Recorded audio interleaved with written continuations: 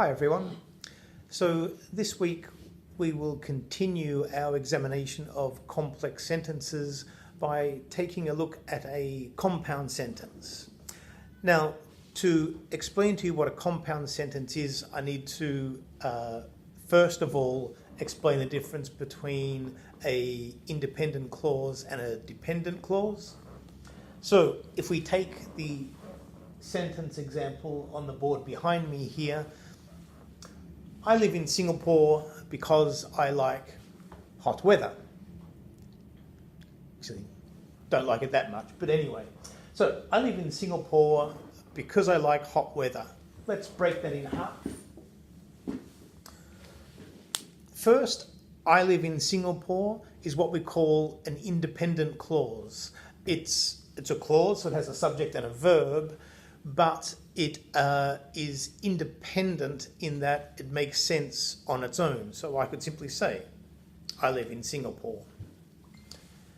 The second half of the sentence, because I like hot weather, is a dependent clause because in order for it to make sense, it needs to be attached to an independent clause. So if I just say, because I like hot weather, doesn't really make sense.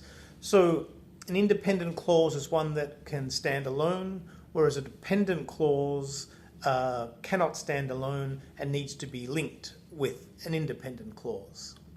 So when we talk about compound sentences, and a compound sentence is one form of complex sentences, we're simply talking about a sentence which is comprised of two different independent clauses.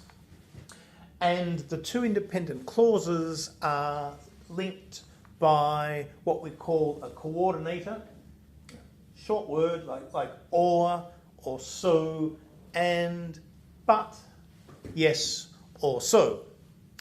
So in order to create a compound sentence, we could say something like, I live in Singapore and I work for an insurance company.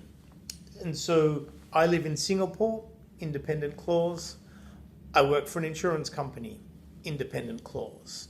So we have now created what's called a compound sentence. So I could take a holiday, I could holiday in Australia, or I could holiday in France. I live in Singapore, but my family does not. All of these are examples of compound sentences, which are a form of complex sentence. And in IELTS writing, we need to try to use a variety of complex structures in our writing. Now, when we come to using these type of sentences in IELTS essays, there's one fairly obvious candidate using but. Some argue X, but I believe Y would be a example of a complex sentence using a compound sentence structure. So like some other forms that we'll look at in the weeks ahead, not all so-called complex sentences are actually all that difficult or complex to put together.